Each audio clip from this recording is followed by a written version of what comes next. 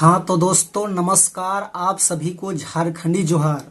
आज कीबोर्ड में हम लोग नागपुरी का एक बेहतरीन सा नया गाना हम लोग प्ले करेंगे। गाना का बोल है ओ पिया पिया पिया झूठ बोलिसला। मात्र 4 से 5 महीना इस गाना का हुआ है। इसी गाने को आज हम लोग प्ले करेंगे और आप लोग से उम्मीद है कि आप लोग इस गाना को ढेर सारा प्यार और आशीर्वाद दीजिए। और जैसा आप लोग का कमेंट रहेगा, यदि आपको ट्यूटोरियल चाहिए तो ट्यूटोरियल आपको नेक्स्ट वीडियो में मिल जाएगा, क्योंकि गाना थोड़ा सा लंबा है, एक वीडियो में कवर करना मुश्किल होगा। तो फिलहाल आप लोग इस धुन को एंजॉय कीजिए और ट्यूटोरियल चाहते हैं तो आप लोग जरूर कमेंट बॉक्स में कमेंट करके बताइएगा।